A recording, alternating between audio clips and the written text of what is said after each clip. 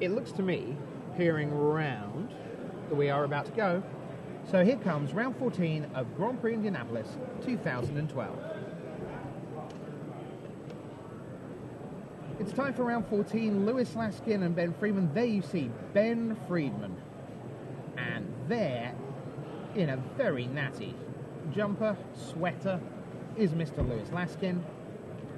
Looks like Lewis Laskin gets a little bit of a head start here. Apparently Ben Friedman's at 18. Yeah, you know. I doubt that's true. Maybe it's like the old invitational format where you bid, you had to bid for your decks. Auction the auction. People. Yeah.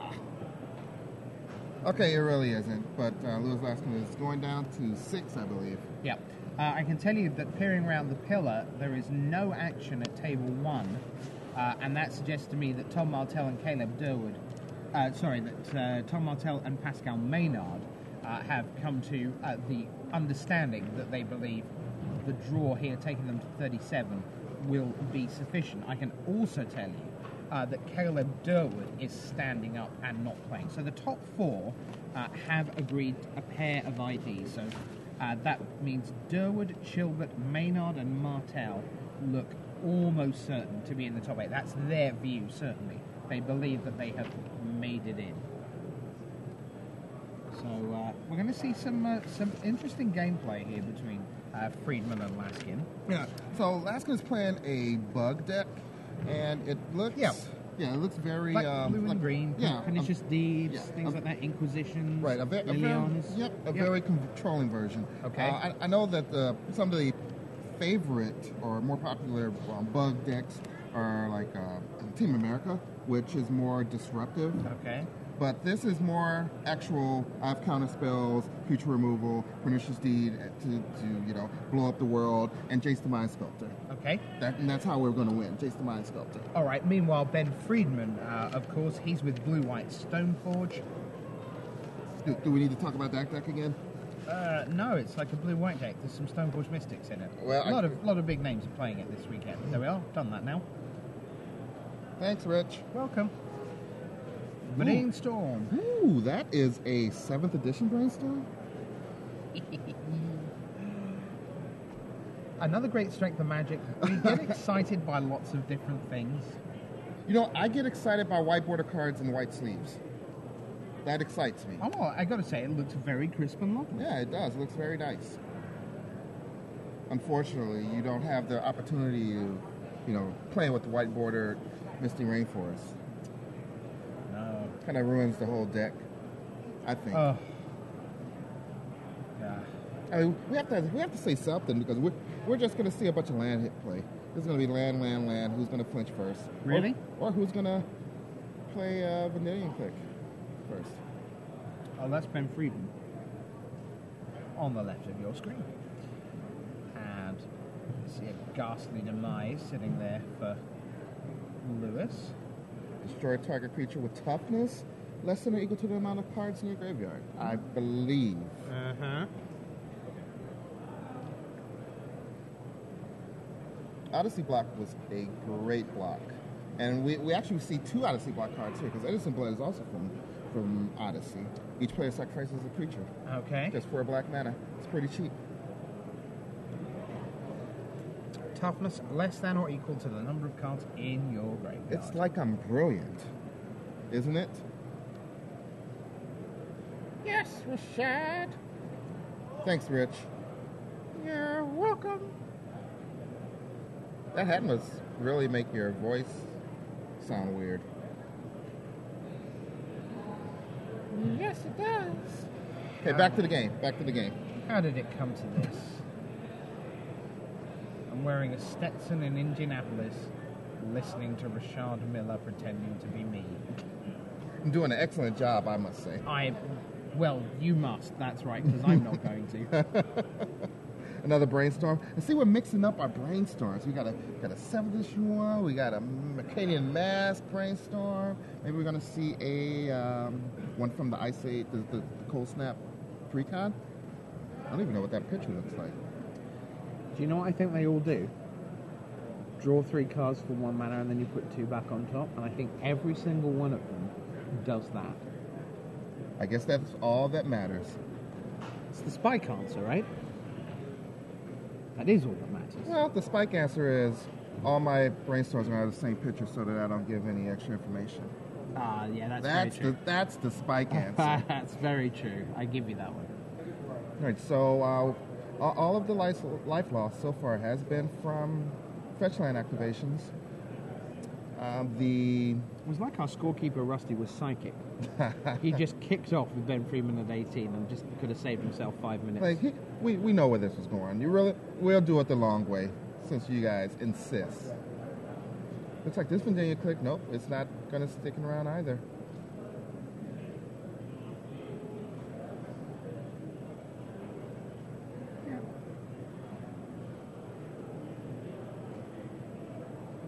Oh, a third Vendanian click for Ben Freedman. Mm-hmm. And he's got a counter spell there in hand as well. I got to roll my sleeves up for this one. Can't wait let me know when it's the end of your turn. Oh, look.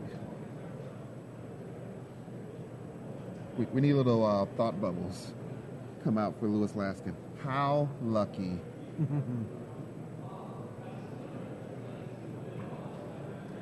Snapcaster in response. Probably for some instant in the graveyard will be his target.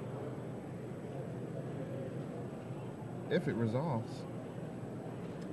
So we're going to see counterspell for the Snapcaster, but that is going to be met by more counter magic, at which point Ghastly Demise does get to be reused courtesy of Snapcaster. Vendilion Click is dead. Now, Spell Snare is a card that was really, really popular once it was actually printed, because there were Tarmogoyfs and counterbalances. They were just swarming all over the place. And now it seems like there's almost a struggle to find targets for it. Yeah. Decks are playing one or two, and it seems like it's almost a relief. They just look at the converted mana cost of whatever the spell is on the stack. They don't care what it is. They just throw their Spell Snare at it. I found a way to do it. Yes. Like a mid-game mana leak. Yeah, basically. Oh, really? I can counter your squire? Yay! Oh, there goes the namesake. Stoneforge Mystic. Yeah. Got his buddy Batterskull. You just wait the next turn. So activate Mishra's Factory from Lewis, who will attack with the animated land and Snapcaster Mage, and that will be met with Swords to Plowshares. There's also a Damnation in Lewis Laskin's hands that I saw as he was frantically putting his hand up and down, changing life totals. I'm not sure I've opened a more exciting card than Damnation. Really? In all the time I've played. Maybe opening a Curse Scroll out of Tempest. I don't mean in terms of the power level of the card specifically. Just the but excitement. The emotion of peeling open that closed booster and edging your way down past the commons, and then you kind of see that it's black, and you just go a fraction further and you see that there's no power and toughness, and a little fraction further, and you're busy not looking at the artist because you know who's done it, and you don't want to give it away to yourself like that, and you just peel it down, and they're a brand new mint Damnation just when the set came out. Ooh, speaking of which, exciting. not brand new, probably not mint. But still putting everything in the bin. Now, I guess my most exciting opener would have been foil Ring of Gix. Oh, and that was actually a pretty big deal to open. That was the first set with foils. I had that in sealed. Yeah, and it was, for whatever, why was it the chase card though? It was the one foil that almost nobody had and everybody wanted. It's crazy. I don't know. People... I mean, Ring of Gix was a nice card and all, but... It was okay. You guys can look up Ring of Gix if you want to know what it does. We're not going to tell you, unless we see one in play. We're not going to see one in play. Not this late in the tournament. I know it's Legacy and you can play anything. Okay, we'll tell you. You want to tell them or I can tell them? I'll tell them. I'll talk about the game a little bit. Liliana Deville, Steve Argyle was here at this Grand Prix, and I believe he actually had Liliana Deville playmats for sale. Oh, he's back. He just came in late. I think the hour that we skipped also affected Mr. Argyle. He invested in some daylight savings. Yes. So it's Riptide Lab in play now for Ben. Things are going to get really tricky. That's another card that just got even better. It was pretty good with Vendilion Click and Venser, but now that we have Snapcaster Mage, blue and a colorless tap, return target wizard to his owner's hand. I think you have to control the wizard also. Yes. That's one of those cards that started off as a complete,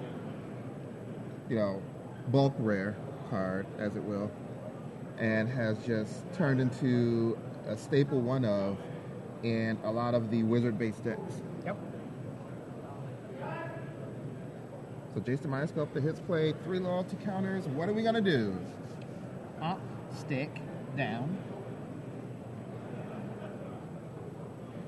Are we still responding to it?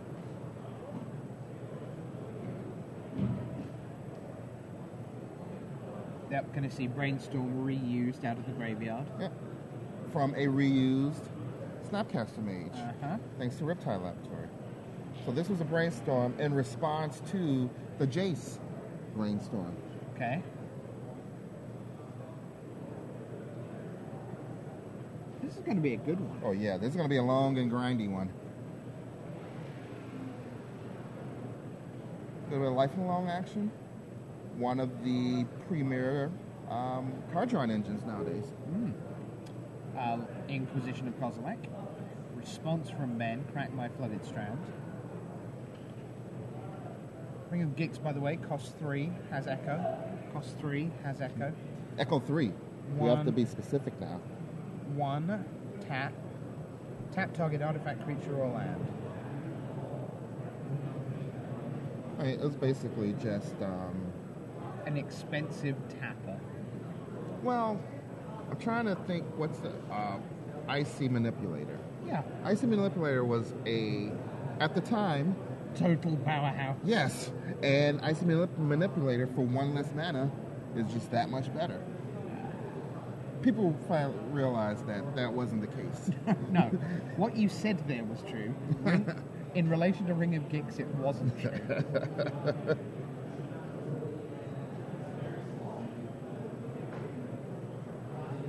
Ooh, I have a Jace of my own.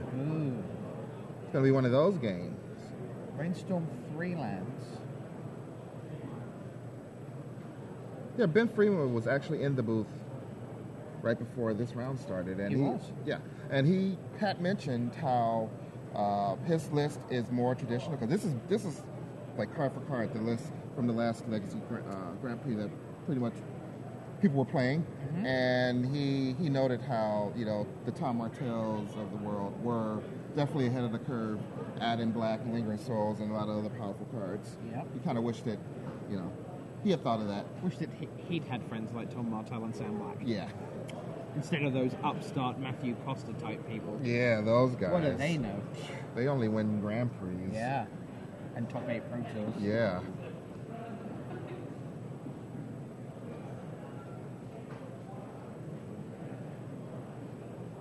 So we're going to sacrifice Mr. Rainforest. We'll get a Tropical Island. Lewis last down to 8. Ben Freeman's at a healthy 21.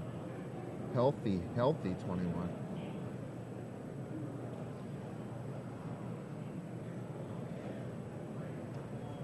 Things starting to look pretty poorly for Lewis. But we have Life Alone action going on. Does Lewis Laskin have any Cycle Land? No Cycle Land. So we don't get the true grindy card advantage engine that is Life Alone and the Cycle Land of your choice. But we get some value out of this. Yep. 5 cards in hand for Lewis. Ben down to just 2. But has all the action on board. As Lewis continues to resolve this particular brainstorm. And here's an Innocent Blood. Yeah. which won't phase Ben at all, because right now he's riding the other creature to victory. And the ball is tossed back to Ben Friedman. That wasteland for Louis Laskin could be an answer for the Reptile Laboratory or one of those Mishra's factories. Depends on which one he thinks is more, Killing threatening. him more. Yeah, which one is killing him less softly. Yeah, and we're done. Ben Friedman tots it all up. Edged his way in front. Looking happy, Man. looking confident. Mm-hmm. What do you think of Ben Friedman's hair? The fan? It's obviously the correct style for pretty much everyone. Man, And I when mean, when the Curly Brigade inherit the Earth, it will be compulsory. well, I mean, I thought that happened already in the mid to late 80s. Very good. I think Touche. I can still find like a S curl or some Soul Glow. The second one isn't actually real. Okay.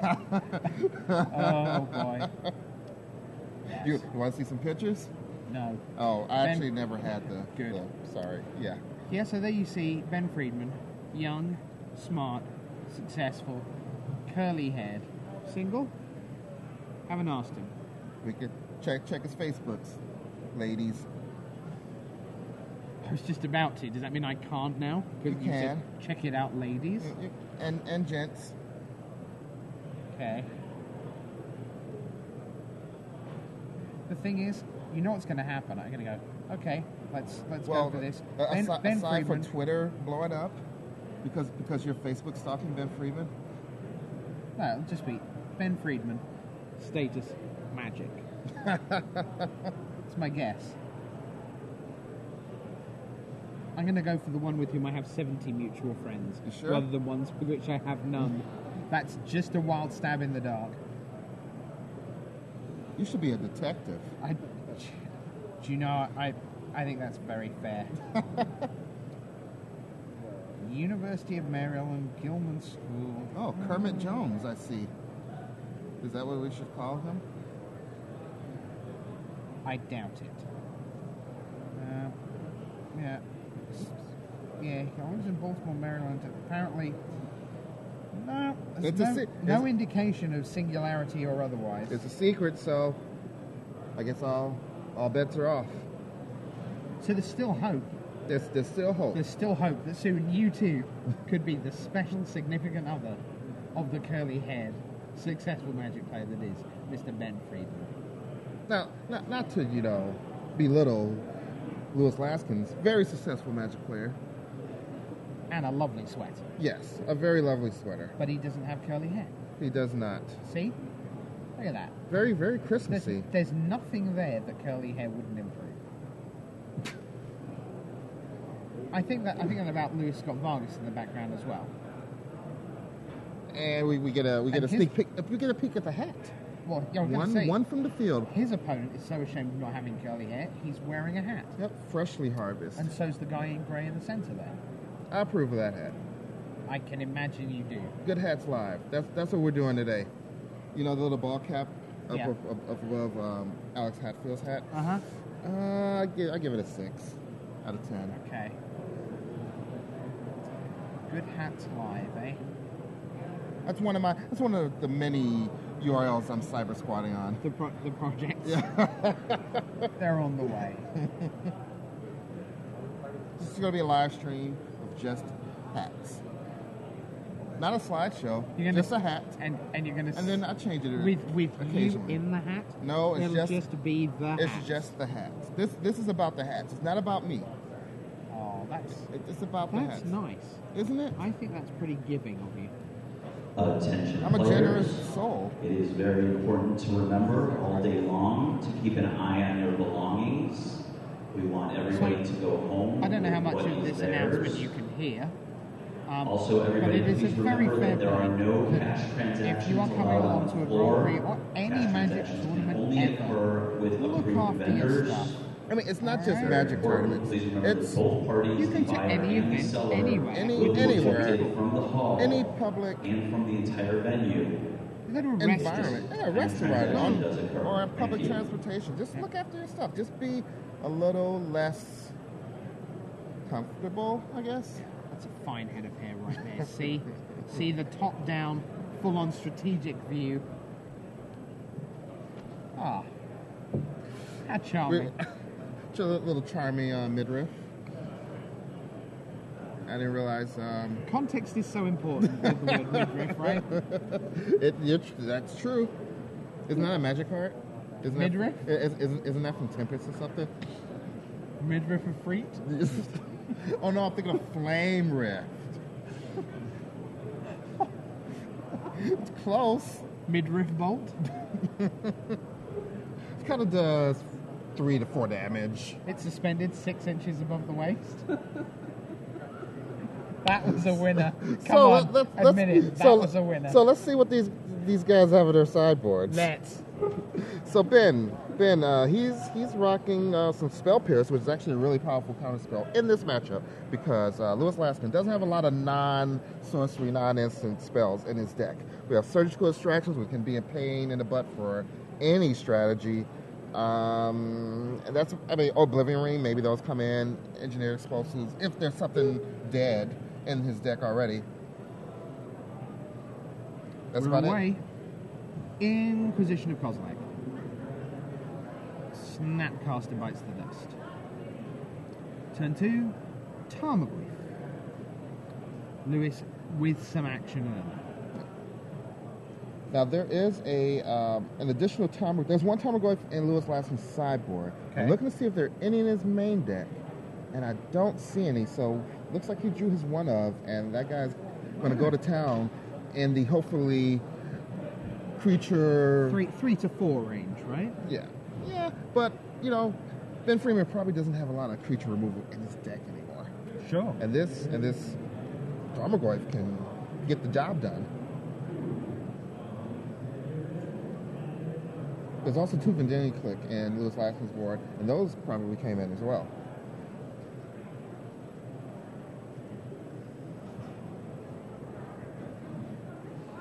So you see some Red Hot Planeswalker action for Ben Freedman. Which one of these? Oh, what? That was pretty fast. I didn't get a good look at what it was. That bit the dust. No Who's need. not one of the 2 Planeswalkers. Right. Probably something that costs 2 or 3 mana. So Lewis Laskin is just turned into the beatdown deck. Tarmogoyf is still a little small. It's just a 2/3, but all it takes is some bit of resistance from Ben Freedman that's thwarted by, a counter spell, and that Tarmogoyf just balloons from a 2/3 to a 4 or 5. Yeah.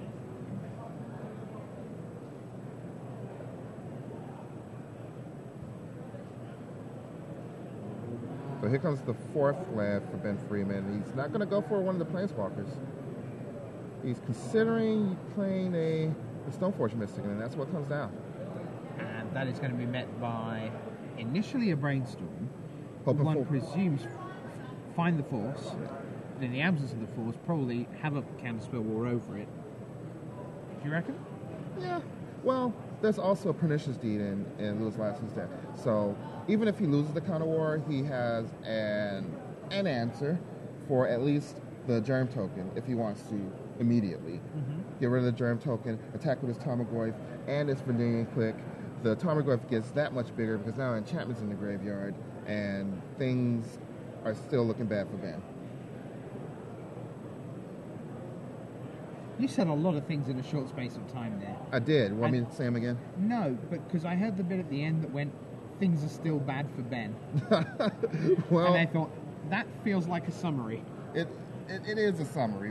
We went through a lot of plays and a lot of things that could, ways Ben can improve his board presence. But that Pernicious Deed is just going to stand in the way. Pernicious Deed, very good. It's one of those interesting cards that was made prior to Planeswalkers, so it doesn't actually get rid of Planeswalkers. But it also does not have the non-land clause. It specifies types. Yep. So if something has multiple types, all it cares that is at least one of those types. Right. So it can get rid of a creature land, say a Mistress Factory if that were in play. Whereas like in engineered explosives, those things don't. So Friedman down to 4, and probably quite relieved to be 1-0 up right now. I don't think Ben was prepared for Lewis to draw. Creature poundage. Yeah, to draw 2 of his 3 creatures and to go to town. You know, non-step caster mage creatures. So here's Liliana of Vale.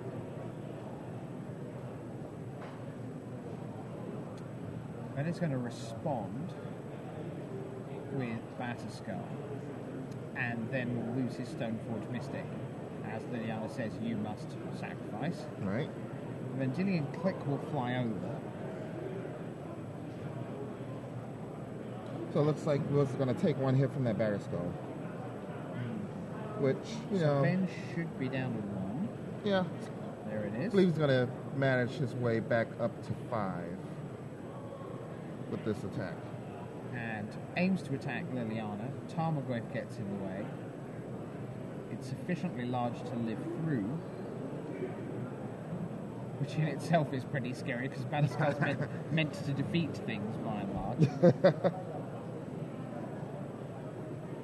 So now Ben gave himself a little bit of breathing room. All he needs is to be able to block his Tarmogoyf to not, lose on the next attack from the Vendilion Click and Tarmogoyf. Considering playing his Chase the Mind Sculptor, not sure if he's actually going to do it. He also has an Elspeth. None of those quite seal the deal as far as stabilizing the board. They both just kind of play a buy me a turn roll, as does another Stoneforge Mystic. Yes, and that's going to be met by Counterspell. I think there's a Spell Pierce. There we go.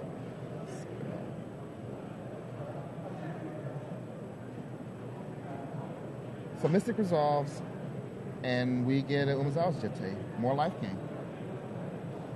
Umezawa's Jitte is a card that can turn games around. That is certainly true. That's exactly what it does. I saw it with Tom Martell. He was in big trouble earlier today in one of the feature matches on camera, and got down to about 5, and then went, yeah, now I've got a Snapcaster that's equipped with Jitte and hitting you. Not winning from here, I'm afraid.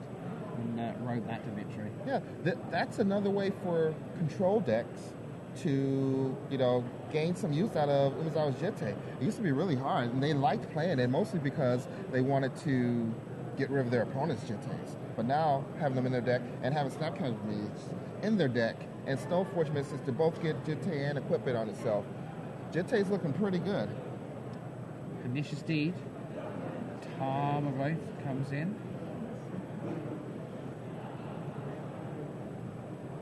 Yep, Pernicious Deed is going to seal that deal. Mm-hmm. Laskin ties it up. At Hoan.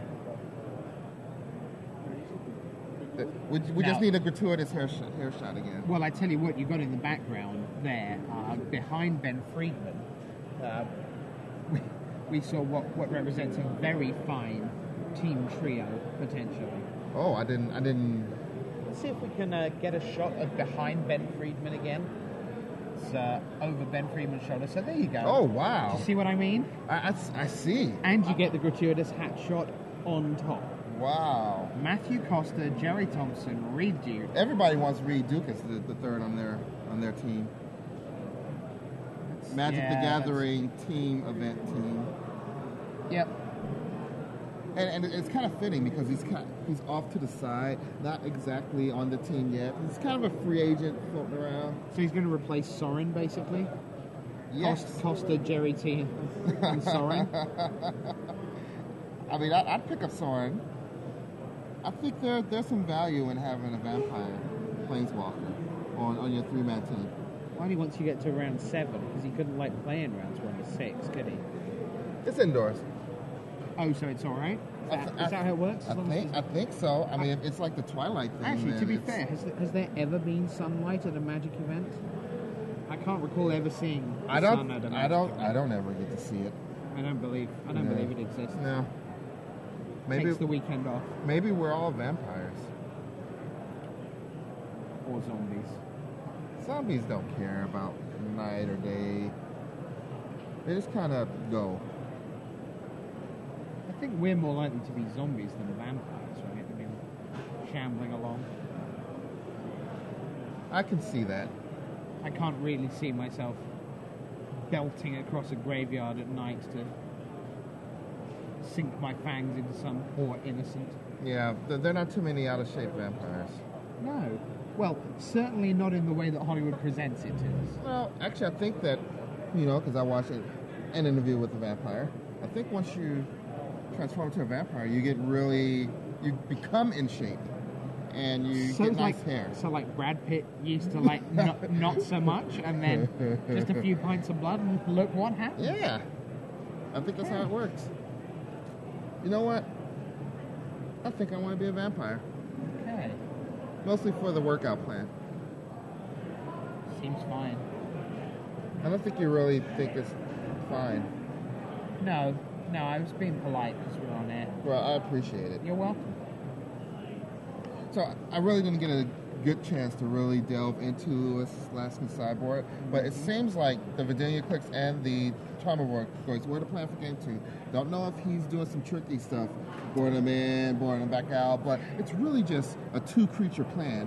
These are only 2 creatures that can actually attack in his deck and win a game. And also, he has a total of 3 copies of them between. Right, and that's the bit that's... And the one that he has 2 of is a legendary creature, Vidania click. Yeah, so, I mean, look, if you're Ben Friedman, assume for a moment that you don't know exactly what the board is. Okay. So, is it plausible that the board consists of 3 Tarmogoyfs, 2 Vendilion Click to go with 2 that are already made? Can he visualize that scenario, and where you're then going to get 2 Snapcaster Mage going up to 4? Like, theoretically, can Ben sit there and go, there are 11 potential creatures in that deck? Or does he know, or at least functionally know, that was an aberrational draw? And that, because the psychological pressure, I mean, he didn't just get beat, he got hounded. He got beat down. By beatdown. Yeah, he got beat down. On turn 2 and 3. Yeah, it's... And so that happens sufficiently not often, given what's actually in there, to make you presume that there's more in there than there is. Yeah. Now, I think, if Ben hasn't seen Lewis Laskin's deck and is unfamiliar, in game 1, he presented this very controlling bug deck, it's safe to assume that maybe those Vidania clicks were main deck. It's Yep. It could be an appropriate card that could be main deck, and maybe there are 4 Tarmogoyfs in the side for the creature matchups. Tarmogoyf is a great sideboard card. When you're a control deck, you need a cheap, effective way of stopping creatures from beating you down. Yep. So he saw a Tarmogoyf. He saw a Tarmogoyf on turn 2. It's very safe to assume that Ben Friedman, barring any other knowledge, thinks that there are 4 Tarmogoyfs in Lewis Laskin's sideboard and possibly in his deck.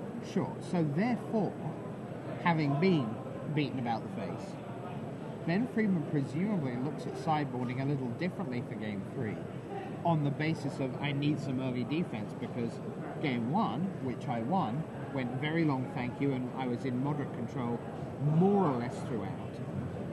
Game 2, I was dead on turn 3 and just went through life support for a while. So, do you start sideboarding in for bonus defense early? I mean, it's possible that the Source of Plowshares come back in. You really don't want to overdo it.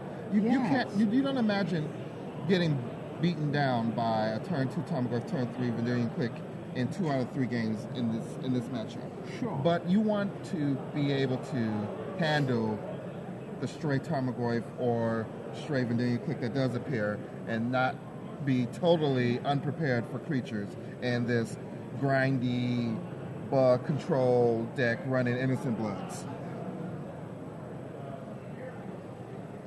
Right, so both of these players looks like they went down to 5. Lewis went down to 5. Is he going down to 4? I think they're both at 5. Yep. Except now Lewis is going to be at 4.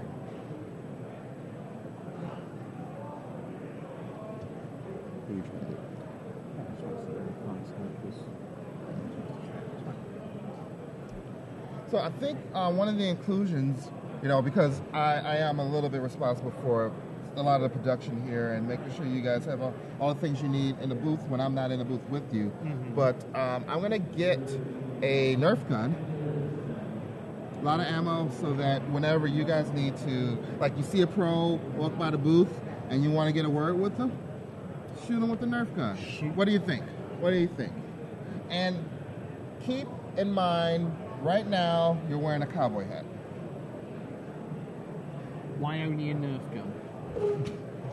Because we're in Indianapolis. Right, fine. GP Austin or GP Dallas Fort Worth, we'll talk.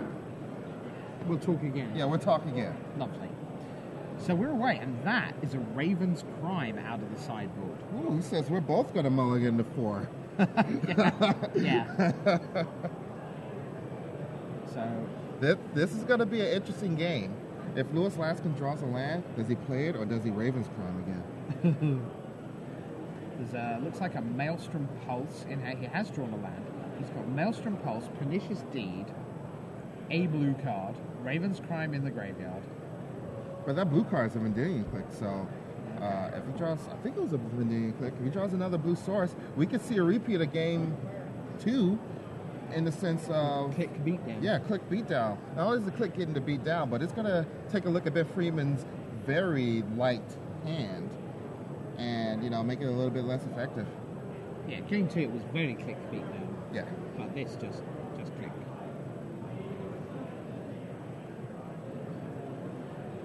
Oh, wow, Stoneforge Mystic. All right. I think Lewis Laskin was bluffing the spell snare there for a second. No third land for Lewis Laskin. Aw. This one might be over Sooner rather than later? Yeah, very quickly. Okay.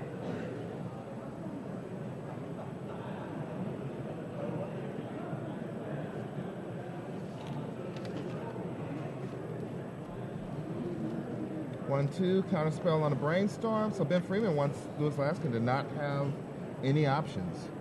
He knows that those 4 cards that he's been holding in his hand for the first 2 to 3 turns of this game, they're not doing anything for him. So you don't get to see 3 more. So a reminder that these two are at 33 points each. So the winner here will get to 36. We've already seen 4 players ID up to 37. That's Colin Chilbert, Caleb Durwood, Tom Martell, and Pascal Maynard of Canada. So those players who've got to 37 believe that that is the key number to get into the top 8.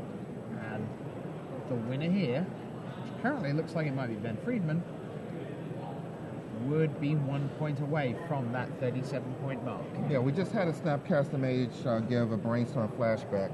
And off of that, he gets his 4th land and a Jace. So now it's Jace versus 2-land deck. Surprised there wasn't a Fate Seal that happened there, just to ensure that Lewis Laskin is... Enforce the suffering. Yeah, right. He's deeper and deeper up the creek without a paddle. Mm-hmm. But looks like he'd rather draw the 3 cards. And there's a Brainstorm that's going to resolve for Lewis Laskin. Okay. Finally, there's a land. And it's a fetch land, so it allows him to shuffle away any cards he doesn't want for this game. That Pernicious Deed does not affect the board state aside from the Snapcaster Mage that's down towards the bottom of the screen. And potentially a key play coming up is whether Maelstrom Pulse is going to be allowed to take out Jason Mindsculpt. That could actually reset the game to a point where it's manageable again, and it's exactly. actually we're back to having a game. But the question is, will we be able to do that? Looking at Ben's hand. No sign of Force of Will there. Force of Will is a card where when you mulligan to 5, you really rent at the thought of having to, use it as a picture blue spell, counter target spell. But you do it when times are tough. You do what you got to do. Yeah. Here we go, another Jace activation, Brainstorm. Draw 3, put 2 back. It feels, when Jace the Mind Sculptor was in Standard, it was Standard Legal, you know, as a commentator, we usually would call the ability draw 3 cards, 0 loyalty, draw 3 cards, put 2 back on top of your library, brainstorming. And it was a little bit inappropriate because, if a player wasn't familiar with, say, Legacy, they didn't know what brainstorm was. It seems a little less inappropriate right now since there's Since there have been 496 brainstorms on camera this weekend. Exactly. I think that's fair.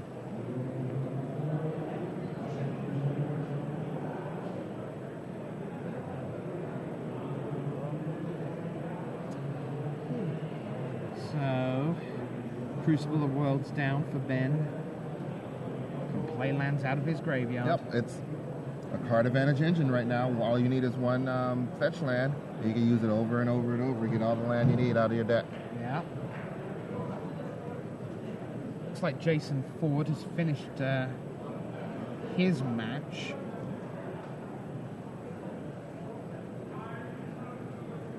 He was down on 31 points, so he still had a chance. Was facing Alex Olsen, one of the 31s that will go to 34 at the end of this round, and then we'll need a win and to look at tie breaks to see whether their 37 stacks up or not.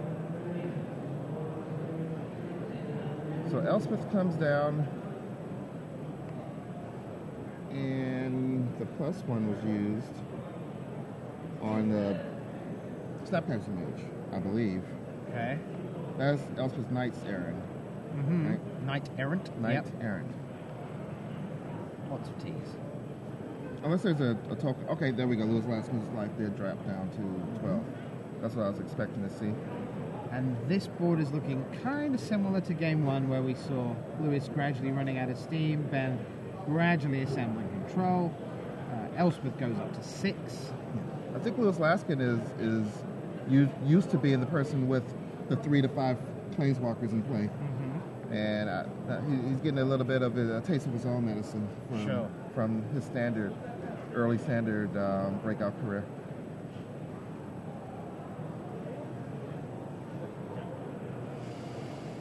There you go, Batterskull. Just because we don't have quite enough things happening on this board. Now, is there any way back here? Not with 3 mana. Not for 3 mana in Legacy. There's the handshake. Ben Friedman takes the match by 2-1, and that takes him to 34 points. So he's